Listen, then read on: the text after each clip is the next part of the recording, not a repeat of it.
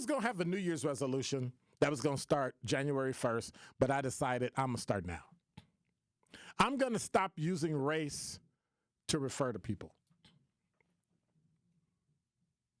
I'm going to stop using black, white, Hispanic, Asian, Latino. Never did use Latinx. All that. Now, I might have to use light skin, dark skin, right? I might have to use majority, right? Something, but other than race.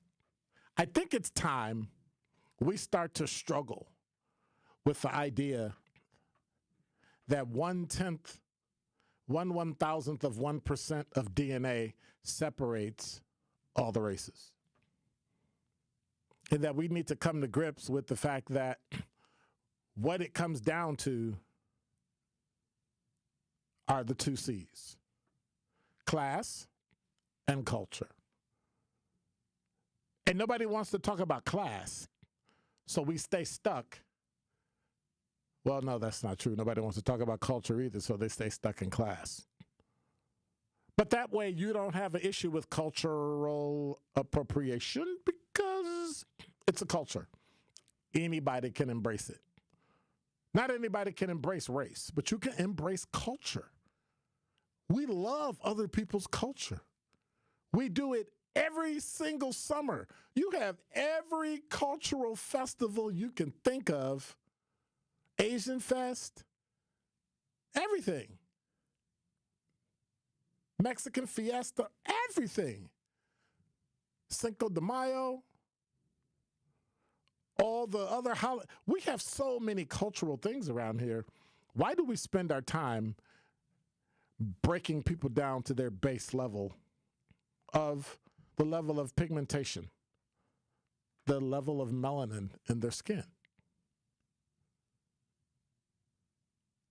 Because for me, and I'm going to be completely authentic, I kind of feel sorry for people who don't have melanin. I don't have to worry about wrinkle cream. I got melanin. I'm just saying.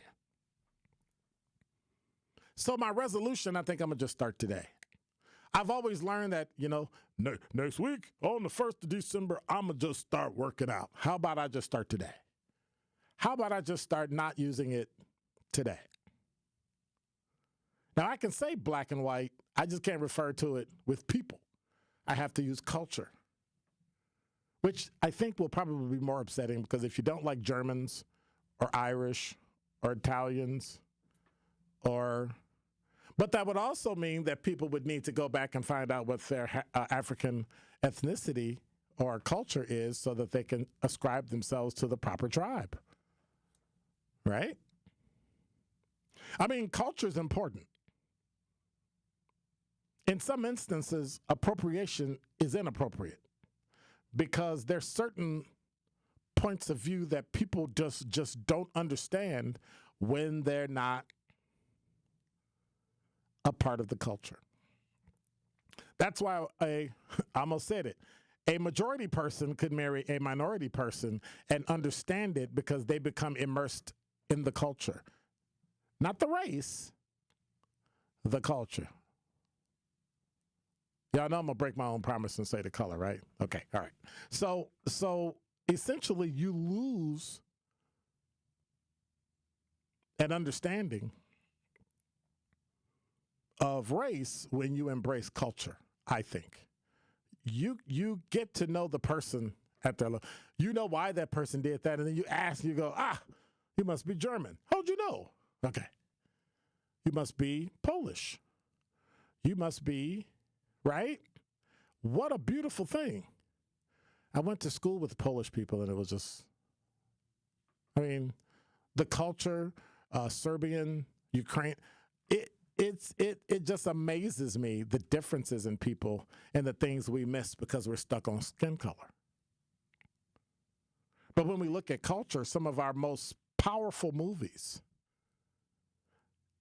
Denzel Washington did Fences because August Wilson recognized that somebody outside of the culture couldn't understand the nuances of black life. Oop, told you.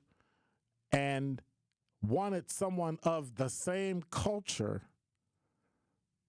to be the person to interpret it. Just like Martin Scorsese, Goodfellas. You telling me somebody Polish could have done Goodfellas? Now, granted, Denzel Washington could have done Goodfellas, but he couldn't have done it the way Martin Scorsese did it, because Martin Scorsese is Italian and he understands he understands the slight nuances of being Italian. You could argue about it, but that's what it is. Look at Steven Spielberg. He's Jewish. You think Denzel Washington could have done Schindler's List? Not in a million years. He didn't grow up hearing stories from his mother and grandmother and great-grandmother having spent time in a concentration camp or in Auschwitz. Any more so than Steven Spielberg could understand how it meant to grow up hearing stories of your great-grandfather who was a slave. And then we break it all down and we make it about race, when it's really about class and culture. Because the one great equalizer about it all is the fact that you can remove it with money. And we pretend like you can't, but you can. And so our fight in America, our fight for politics, religion,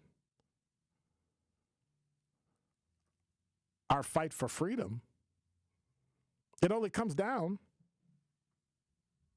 to the 2 C's. And no matter how you look at it, no matter how you think about it, no matter what you think is going to happen in your life,